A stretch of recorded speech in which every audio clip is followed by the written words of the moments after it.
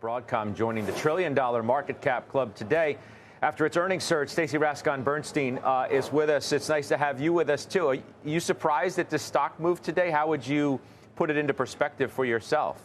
Yeah, you have to remember, people were expecting the guide to miss tactically. They were worried that the AI numbers were going to be weak in the first half, and there may be some wireless seasonality. And a lot of that stuff actually happened, but he had sort of enough arrows in his quiver, Hock Tan did, the CEO, to sort of overcome that. Now we're looking for sort of a probably likely material ramp on their custom AI ASICs into the second half. So the second half looks really good. And then he gave people a real reason to dream. He kind of painted this sort of longer term 3-year picture that if you believe in him, and it doesn't seem implausible at all, would suggest material upside to get into those AI expectations if you go and significant upgrades to earnings power. And so, I mean, look, it's up a lot just given where sentiment was, I think, going into the print. But I kind of get it. He gave you a real reason, especially if you're like a long only and you're going to be in the stock for the long haul. He gave you a real reason to own it. So I'm given all of that, like it's up a lot. I'm not exactly surprised that people are chasing it today. You said of Hock Tan, he might think about shopping for a leather jacket. I see what you did there. Yeah, I mean, why should Jensen be the only one, right? Hock looks pretty good, I think, in a leather jacket too.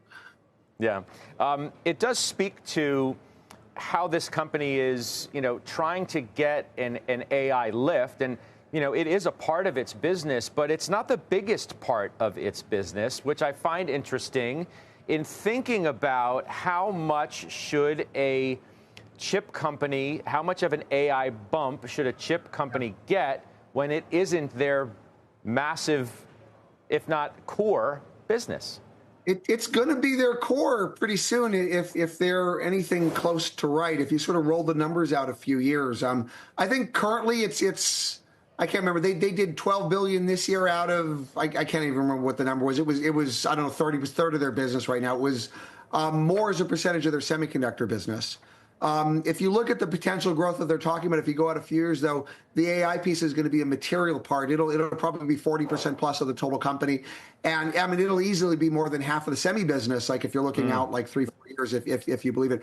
And I think it's important to remember, like, and I made this point here before, this big AI boom that people are talking about, there's really only 2 companies, maybe until recently, that were really seeing any upside at all. It was NVIDIA and Broadcom. That's it. And if you sort of think through the potential evolution of this market as we go forward, you've got NVIDIA, who kind of owns the GPUs, and the natural second source, it's really looking like it is probably going to be these custom ASICs as the hyperscalers start to build out their own internal infrastructure. And Broadcom's the 800-pound gorilla there. So, I mean, I still think these 2 guys are the natural AI winners. And for Broadcom, it really is becoming more and more impaired. I mean, this print, if you believe their numbers, this was almost kind of like their NVIDIA moment. Like NVIDIA had their NVIDIA moment like last year, kind of middle of the year, May. This may be like Broadcom's NVIDIA moment, so to speak. Yeah, I mean, what do you make of what's happened with chip stocks in general over the last few months? The divergent performance between software and semis. Does a report like this help change that? What does? Yeah, I mean, so semis have been weaker as a group, like in recent months. And you have to remember, performance outside of AI has not been great in the sector, right? I mean, it's really been bifurcated. If it wasn't for the AI cycle, semis in general would be having like a pretty nasty time this year. You sort of look at everything in the different end markets. PCs are kind of meh. Smartphones, at least they're not going down anymore, but you're not getting a ton of unit growth. Industrial looks like we're sort of rolling into a double dip. Like industrial is already quite weak, and it looks like it's getting weaker now. Auto, I've been nervous about auto for quite a while, and actually it's been fairly resilient until recently, but auto is now starting to roll over. Like there aren't any end markets out there that are really, and even traditional data center, like outside of AI, is quite weak. You can even look at Broadcom's own classic networking business is pretty weak.